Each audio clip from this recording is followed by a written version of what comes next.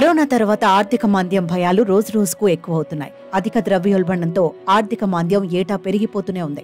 దీనిని కట్టడి చేసేందుకు కేంద్ర బ్యాంకులు వడ్డీ రేట్లను పెంచుతుంటాయి. అయినా మాంద్యం అదుపులోకి రావట్లేదు.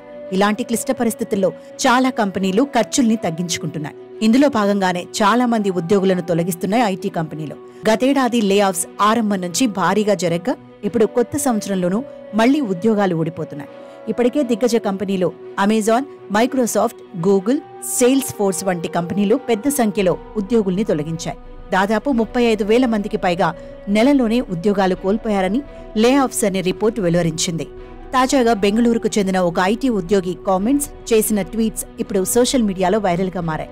ఆర్థిక మాంద్యం పరిస్థితుల కారణంగా ప్రశాంతంగా లేనని, తన కెరియర్లోని అత్యంత తక్కువ ఆత్మవిశ్వాసంతో ఉన్నట్టు ఇటీవలే ట్విట్టర్లో ఒక పోస్టు పెట్టాడు. మరుసటి రోజే అతడి ఉద్యోగం ఊడినట్టు మరో పోస్టు పెట్టడం సంచలనంగా మారింది. కంపెనీ రీఆర్గనైజేషన్లో భాగంగా ఉద్యోగం కోల్పోయినట్లు మరుసటి రోజే ట్వీట్ చేశాడు. ఇప్పుడు ఉద్యోగం కోసం వెతుకుతున్నానని, ఎవరైనా ఉంటే దయచేసి చెప్పండి అంటూ బాధతో మరో ట్వీట్ చేశాడు. కేరళ ఫోర్మా అనే కంపెనీలో సాఫ్ట్వేర్ ఇంజనీర్ పోస్ట్ నుంచి లే ఆఫ్ కు గురయ్యాడు మోహన్. ఈ అతిపెద్ద కంపెనీ పునర్వ్యవస్థీకరణలో భాగంగా లే ఆఫ్స్ జరిగినట్లు తెలిపాడు. లైఫ్ బెనిఫిట్స్ ప్లాట్ఫామ్లో 2019లో చేరి 4 ఏళ్లు పనిచేశాడు.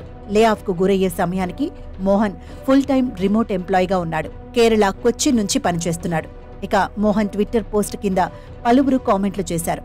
చాలా మంది అతడి సీవీని పంపమని అడగ్గా, ఇంకొందరు ఓపెన్ పొజిషన్స్ గురించి కామెంట్ సెక్షన్లోని ఆఫర్ చేశారు.